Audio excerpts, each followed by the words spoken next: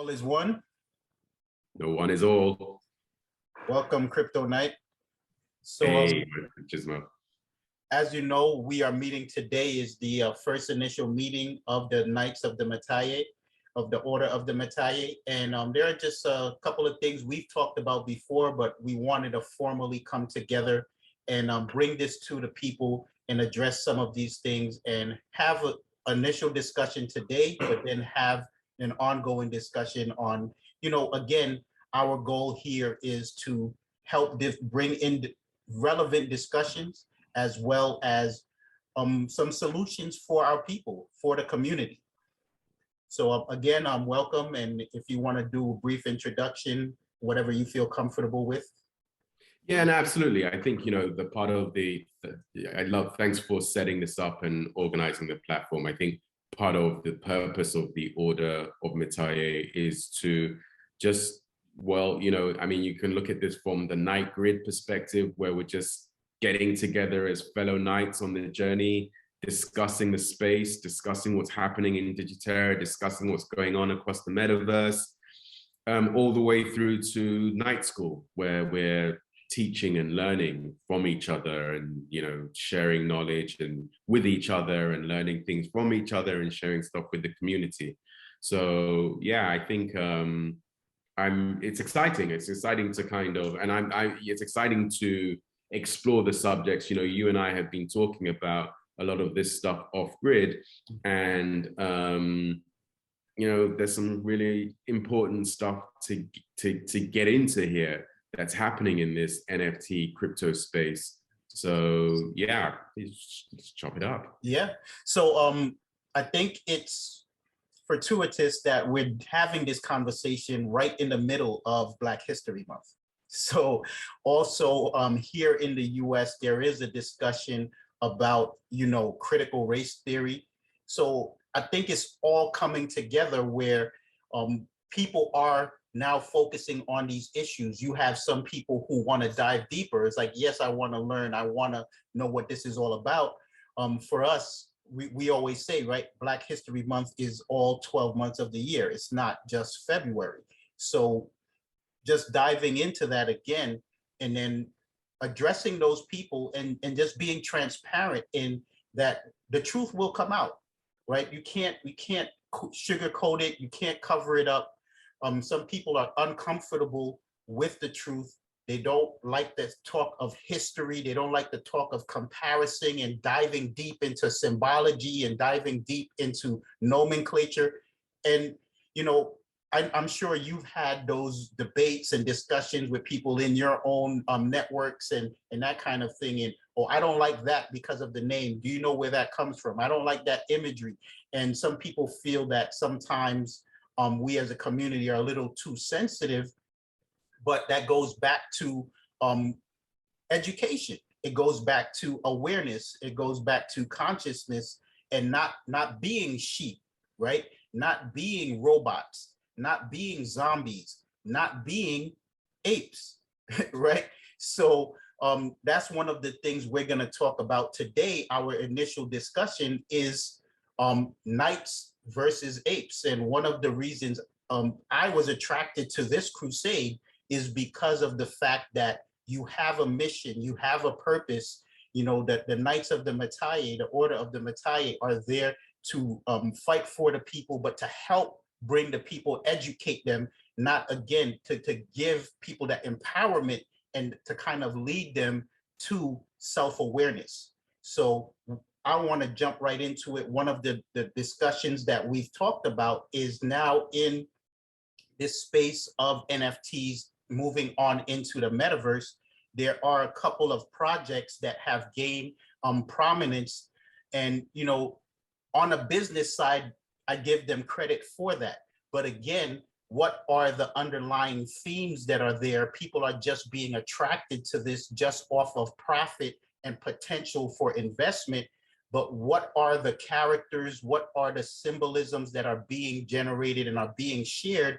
And as people are entering this space, are they making a conscious decision on what they're being attracted to, what they're putting their money into, as opposed to reflecting on it and saying, I like this, I believe in this, I want to represent this. Yeah, look, it's so important what you said. I think, let's pare back and get to some of the fundamentals, right?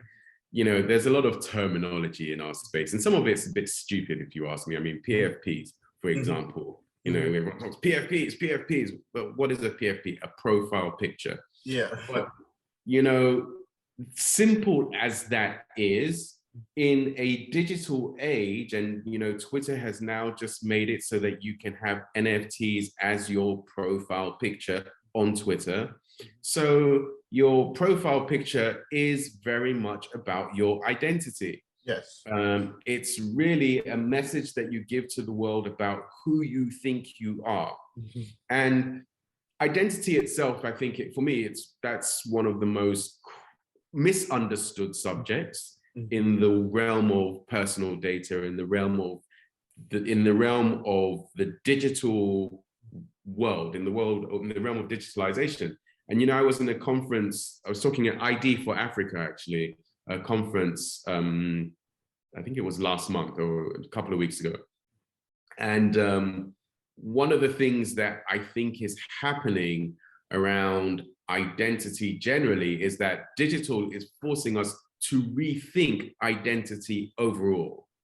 So, when you look at something as simple as a profile picture, it's easy to say it's easy to kind of get caught up in all the hype and all the, and all the to the moon money making of the apes and the exclusive clubs and all of that funky fun stuff. But you do have to understand that fundamentally, by definition, a PFP is about identity. Yes. So that's kind of where we have to start looking at this from. And as you point out, from a Black person's perspective, from a person of African descent perspective, you cannot talk to me about identity and apes and it not be a problem. Yeah. Because there's a deep history around this stuff. And the history of it is really twisted. I mean, sometimes I find myself, and there's a lot of pressure socially. My son came to me the other day and was telling me about how they learned about Martin Luther King at school. And my son is 8, and this is the first time I've actually had a real conversation about race with my son. And he was saying that they had a Martin Luther King lesson, and that Martin Luther King was great because he just wanted all Black people and white people to get together. And I understand that sentiment because it's a very natural thing if you're a progressive, fair-minded person, then of course you would think that what is all this race nonsense about? But the problem is that there's 2 problems. The first is that not everyone thinks like that.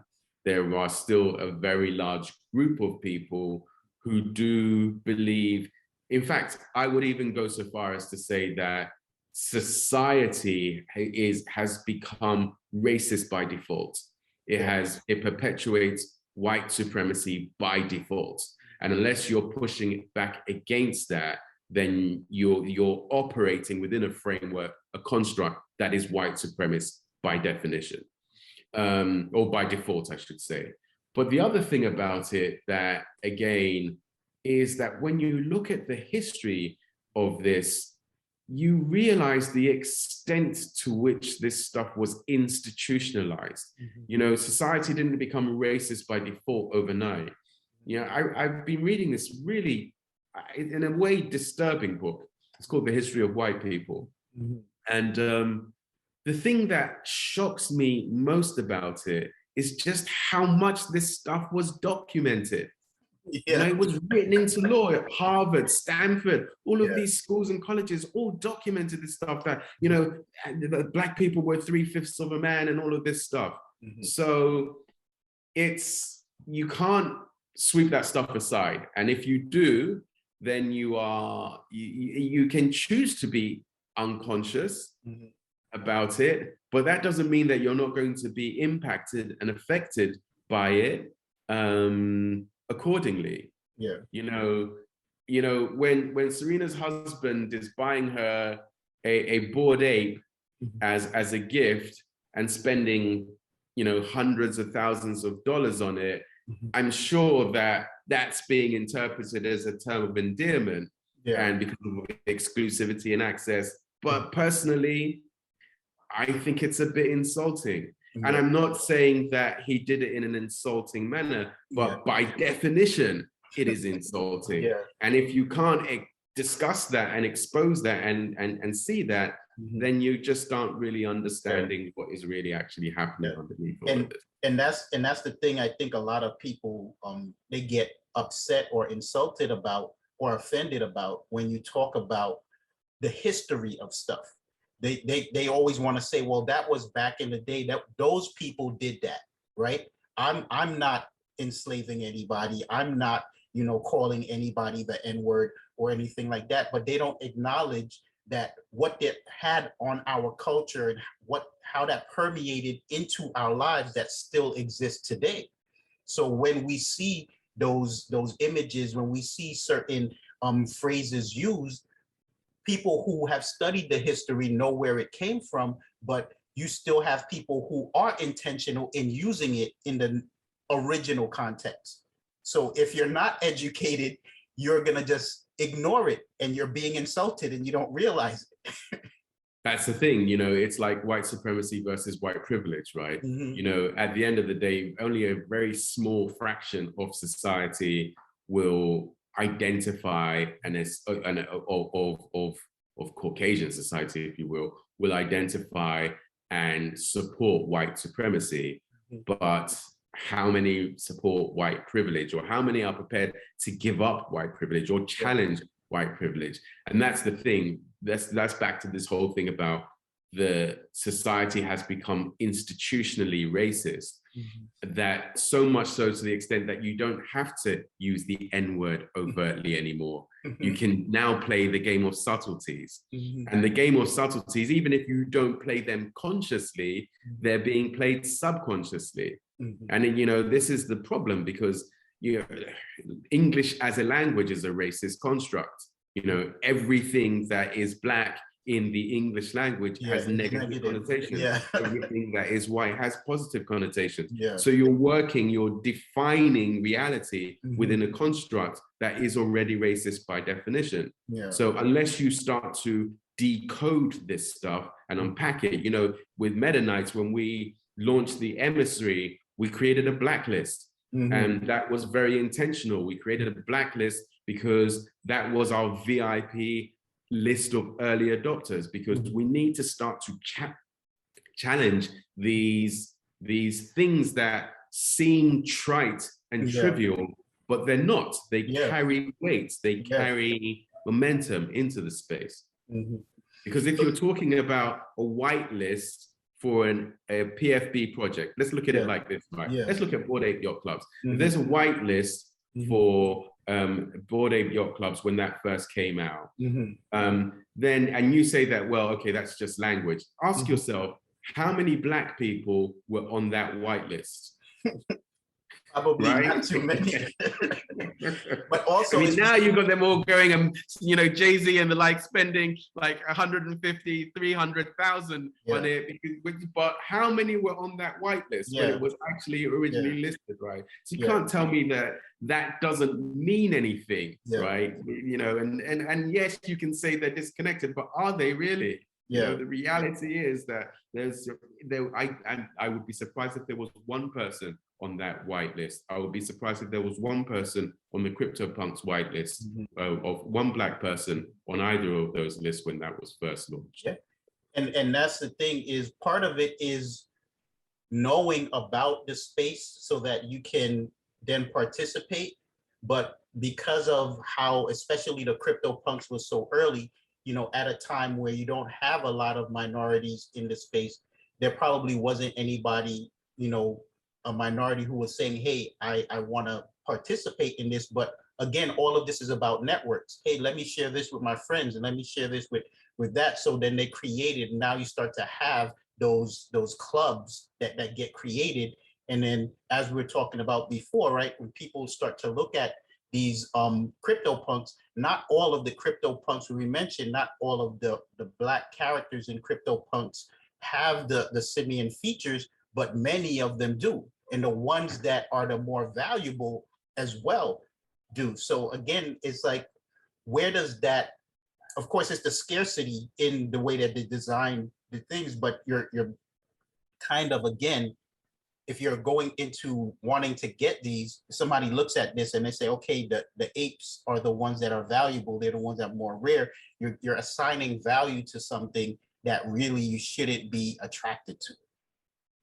Yeah, I mean, you know, and look, I know that this goes back to the thing. A lot of this stuff happens subconsciously, you know, and I've been kind of advocating this for a number of years now. One of the problems in the tech space is that it's led by engineers, and engineers don't generally speaking, I think it's changing a little bit now, but generally speaking, they're not driven by ethics. They're not driven by the biggest social questions. They're just driven by the art of what is possible. And, you know, when you look at CryptoPunks, and what you point out is so clear, I have seen so few of the Black CryptoPunk PFPs since the project has launched, right? So few of those. Yet I do see a lot of the Caucasian CryptoPunks and the ape-based ones. And it's very easy to look at the ape-based ones and think that those are supposed to represent Black people in the CryptoPunk collection. Now, was that intentional? Probably not. But again, does that mean that it's not racist? No, it doesn't. It does not mean that it's not racist. It just means that it's operating on a subconscious level that needs to be challenged. And that we, particularly as Black people, need to challenge that and not kind of get bored into this. Now, look what's come from that, the Bored Ape Yacht Club, which is, you know, perhaps the premium NFT project out there right now. And I find so much about this project offensive, to be honest with you. The idea, and I get the irreverence of it. I get the irreverence and the, you know, the tongue-in-cheek humor of it. But in this space, I don't know. I mean, I'm at it from a point of digital human rights. So, you know, for me, my mission with crypto, my mission with blockchain is about freedom of oppressed people around the world. So I haven't got time to be bored about dream. I'm not bored enough to be sitting around dreaming about being on a yacht of the Zuckerbergs or the likes of the world. No, my mission is very different than all of that. But even if you put all of that aside, you then get into this like exclusive club narrative, right? And again, our mission as Knyts is to bring inclusion, you know. And I know that there's people work and that's not to say that even in the order of metaye, we have tiers, right? It's not that everyone who comes in is like a third level knight. No, people have to work for it, but it is meritocratic. And there is the danger in the crypto space at the moment is that it's really there isn't a big effort to see a great degree of meritocracy. There isn't a great effort to see a great degree of inclusion. You know, I'm not really seeing anything by the industry itself to do anything about addressing issues of inclusion, addressing issues of diversity, and addressing those issues not only in the technology but in the culture. And that's what we're seeing with this NFT world right now, right? And culture I think is just repeating the same old. And that's the thing, is there's a couple of important things you said there. Is there are evolutions happening now in this space, but the majority of them, right, is really just to perpetuate and to profit the main people in the project.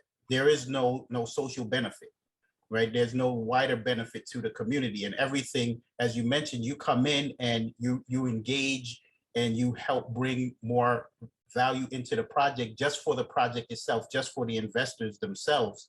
And I think now we're starting to see other types of projects develop, and you have some now that go after animal conservation. So you buy the NFT and they'll give some money to some organization that helps for endangered species. You have now these women NFTs, again, because these projects have been excluding women. So they've now branched off and they started them, and you're starting to see them gain some publicity and gain some value, because they're now creating spaces where female developers, female coders, and can now be seen, right? And they can represent. And then coming back to these Bored Apes, as you said, is that you have some people in this space, in the NFT space, and I would say in the crypto space as well, where you take on this persona, right? And that persona now becomes your identity. So like you have yours, a Crypto Knight, I'm Gizmo Knight. I'm happy to portray that. I'm happy for that to be who I am. Like, I don't mind if my mother calls me Gizmo Knight. She won't call me Gizmo Knight, but I have no problem with that, right? But you have some of these characters where their NFT becomes now their online persona. So I don't know which number ape this is, but let's say it's 777. That'll be this person's profile. It'll be Bored Ape 777, right? So now they're just tied to that asset because of the value of that asset. I'm supposed to recognize you, and I'm supposed to give value to you because you own Bored Ape 777. Nothing else. That means nothing else, right? So exactly. If somebody understands, you know, what the and if you would please share your screen, you have some images of the emissaries, right? For me personally, representation, you know, personas, that meant a lot to me since I grew up. You know, it wasn't necessarily something that I learned or my parents put onto me, but I was able to recognize, you know, certain things that I wanted to duplicate, certain things that I wanted to represent. And even as I entered into the NFT space, you know, I looked at certain things and I always said, okay, am I happy having this be my profile picture, right? Am I happy not just being my profile picture? To me, somebody's gonna see that profile picture and they're gonna discern certain things about my character based off of that profile picture. So for me, it's also saying, I want this to represent me, who I am, not just, oh, this is a guy who buys NFTs. That's just the base level of it. So when I looked at the Bored Apes and I looked at the CryptoPunks, I wasn't really attracted to it because I was like, that can't represent me. It just can't. And that was one of the reasons why I'm looking so forward to the next stages of your project, because these are women NFTs. And I said, I love that I introduced this to some women in my community and they immediately loved it. They were like, this is what I've been waiting for, right?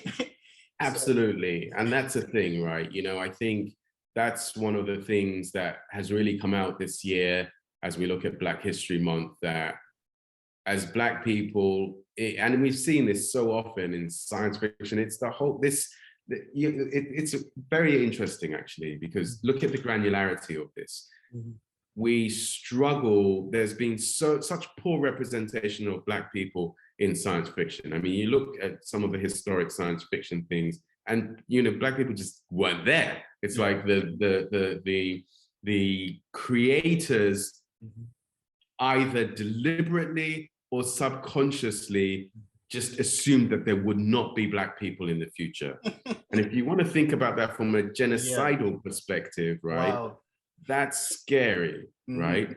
Now, that's science fiction and it's storytelling. But now we're talking about Web3, and Web3 is literally building the future, right? This is the infrastructure of the future. And if at this very fundamental level, we are not represented, one, or two, not represented in ways that we dictate and that we create and that we define, then it's problematic. But, you know, I think it actually goes further than that in many ways as well. And, you know, I did a podcast, releasing a podcast series on the Ebony podcast platform. And I did one on Black History Month, for Black History Month, recorded it recently, just talking about this idea about we use history to look to the future. You know, I think something you said earlier was really key, that some people say that, okay, well, all of this stuff is history.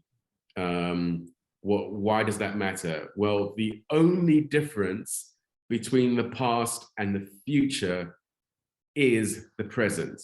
And what that means essentially is that history will simply repeat itself in the future unless we do something about it in the present. Yeah, I mean, we can see the example of it right now, where you have some of these Republican or quote unquote red states trying to pull back the voting rights of the citizens. It's happening right before our eyes. And again, if we're not aware, if we're not conscious of the implications of it, I mean, you shouldn't have to need a history lesson to understand how important your voting rights are, but understanding what we had to do to gain them. And then now that they're trying to turn back the clock, right? So this stuff is again, we get distracted by so many things. And, you know, we're now in the middle of you know, inflationary period in our economics right now. People are so many things are taking their attention, potential war with, you know, with Russia, and we've got China doing this, and you've got, you know, all of this stuff going on, the pandemic and the variant viruses out there. It's so easy to not be focusing on some of the political stuff that's going on and the social stuff that's going on. And then you wake up one day and everybody's walking around with, you know, hologram apes for their images, right? Yeah. It's so true. You know, I think, you know, again, I'm always very focused on data ownership and data sovereignty. And the reality is that we have a lot of regulation and legislation. More is coming, but certainly look at GDPR in Europe, for example. There is a lot of legislative policy in place that gives us a lot more ownership and control. With voting, we currently have the vote, right? And there's all this work to pull back the vote. And and this, again, we saw this in 2016, where the battle has moved to now is like it's psychological warfare. It's psychological warfare, it's information warfare. And the main thing to do is to get you, one, to feel hopeless that you can change things, or to get you to voluntarily buy in to it. You know, why should I, you know, it's much more, this was the thing that the Western European colonialists really did masterfully in Africa with colonization. It's much more efficient to be able to govern a people where you get them to want to govern themselves the way you want to govern them voluntarily than imposing it on them, where they're resisting back. If I can get you to buy an ape and have that as your profile picture and walk around with pride, hey, look, I'm a bored ape, I'm an ape, I'm an ape, I'm an ape. I mean, the battle is won. You know, oh, it's game over. You know what I mean? And again, tying into it, right? Your metaKnyts project, where you're representing, you know, African culture, beautiful women, and we're soon to see some beautiful men. And I've had some advanced sneak peeks of that. And again, we see it again today in real life, where we have these stories of teachers cutting the hair of the dreadlocks of students, where women are being, you know, subjugated because of their hair. And there was an article the other day, they now going all over social media, people are proud because this one lady, she's a high-ranking army official, and she has dreads, right? So these things, it's sad in this day and age that we have to, you know, even discuss that. But just you wanting to have your hair the way you want it is a problem for somebody else. Yeah, yeah. I mean, you know, it's I mean, there's just so many aspects of the Black condition and the Black experience that is just so political. I mean, for example, you know, people ask me this a lot. I don't use the term Afro-American, Afro anything. I use the term Afri because I'm like, we're more than our hair. But why has our hair become so political? Why is just our hair in itself such a political thing that, you know, because it just, there's so much history tied into it. There's so much oppression around every aspect of ourselves in that regard. But yeah, no, you're absolutely right. I think it's, you know, the thing is that we now need to take ownership of our psyche. And I think that's what, you know, we're really working on with metaKnyts. It's like, know now your true self, right? It's like, no one can bring self-knowledge to us. We have to find that self-knowledge ourselves and celebrate ourselves accordingly. I think let's give the people some sneak peeks on some of our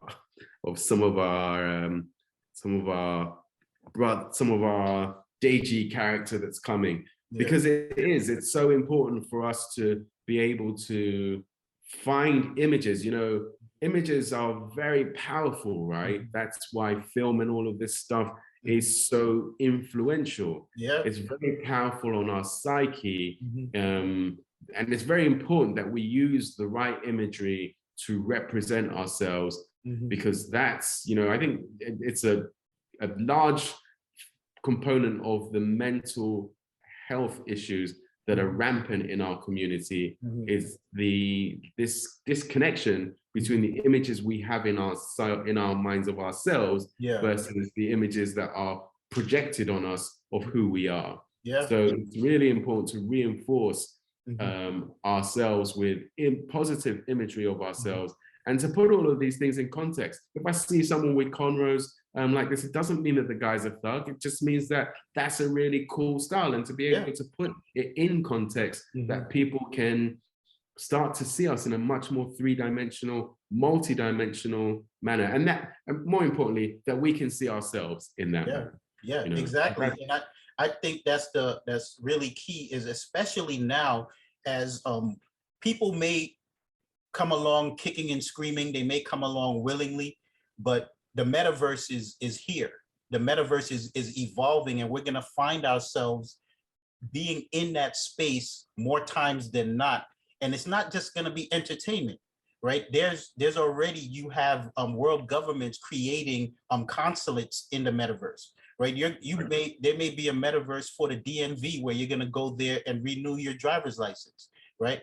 So again, what is the profile picture? I'm sure they're going to have ways of verifying who you are based off of your profile picture, of birth, off of your avatar. So I could have an avatar of an alien, right, and have purple skin, right, and two heads. But there's going to be some metadata based on that they're going to say, okay, this is Gizmo Knight, right? So it doesn't really matter that it doesn't have to be human, you know, so to speak. But I think it's very important that at least there are some options out there, some choices out there, that somebody can say, yes, that is the image that I want to have. That is the profile that I want to have to represent me, as opposed to all of these other choices that don't make me feel welcome, don't make me feel included. You know, absolutely. And that's a, you know, welcomed. Belonging, that's the word. That's the word. The sense of belonging is really key. And, you know, there is something that is dangerous that's going on right now as well in that regards, that you touch on there, that's really important. Yeah, I mean, okay, I get it. The irreverence of rats and crocodiles and apes and pigs and and all whatnot. But okay, you know, one thing that's metaverse, you know, Second Life was one of the early big sort of metaverse plays in some senses. And one thing that was really interesting that they found in Second Life was that when people created avatars of themselves as slim, for example, they found people losing weight in real life. And so I guess what's happening is that, again, the mind, subconscious mind does, you know, it's like subconscious mind doesn't have a really great way of distinguishing between dreams and reality. It's only the conscious mind that can, because these are images, experiences that the subconscious mind goes through. So when you get to this sort of animal reflections and presenting of ourselves as animals, it starts to draw out animal behavior. And look at the Bored Ape Yacht Clubs, look at NFT NYC, where these videos of them going, behaving like apes, right? Why are they behaving like apes? Because that's what they've identified with, and that's what's coming out of there. Now, I mean, you know, I look at this on one hand, and I look at like ancient Egypt and ancient Kemet, right? Where we had all of these animal traits like Sebek and Anubis and Ampu and all of these cats and dogs and lions. But what that was used to represent was, and the animalistic elements within us and how we tamed them, how we grew spiritually to master these aspects of ourselves. And there is none of that going on in this space. And I think the important thing, you and I had this conversation before, like in Dune, right? Consciousness by will alone. And this is really the heart of this, right? It was, we suppressed the animal within us. We mastered the animal within us to become human. And celebrating our humanity. And I think that's what's really at risk here. You know, at what we're really at risk of losing in this hyper mechanized metaverse that we're going into, where there's this real engineering cult, or, you know, this cult of, you know, engineers who think that intelligence can be assembled from nuts and bolts and silicon versus from consciousness, right? Is that their humanity, our humanity is what really is at risk. So when you bring that back to identity, I'm human. That's what my identity is, human. You know, I want to be human. You know, we are humans, meta-human. You know, and that's that humanity that, you know, as Africans, we are the source of it. We are the source of humanity for the species. And we have been vilified for it. We've been persecuted for it. We've had the longest, worst Holocaust in all of human history. Our connection to that humanity has been attacked from all angles, and it is actually the most valuable thing that we have, and the most valuable gift that we have brought to the world. So yeah, how, you know, Knyts versus apes, right? What really is in a profile picture. And it is deep, and I think people do need to take the time to unpack it. I think we need to take the time now, as you said, right? For me, it's when you say it, I say it's the instinct, right? We have to learn to not be automatic. The powers that be want us to act automatic, on autopilot. Just do this, just do that. Don't think about it, just do it, right? And that's what we have to recognize. When we give up our choice, it's all over. It's all over. You know, whether you want to look at it from religion, philosophy, free will, right? You know, this is what makes us conscious. You know, animals don't have free will. They are driven by their instincts. They're driven by that instinctive need for survival.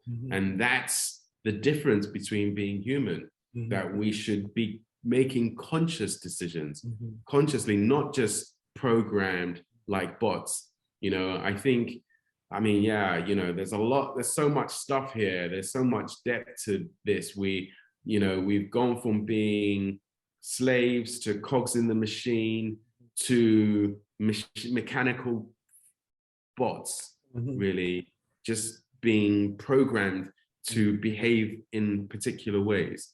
And consciousness and first of all, we have to see the problem and recognize the problem for what it is. And then we can then start to address it and push back against it, because it is just, we have the power to change it, but we need the will.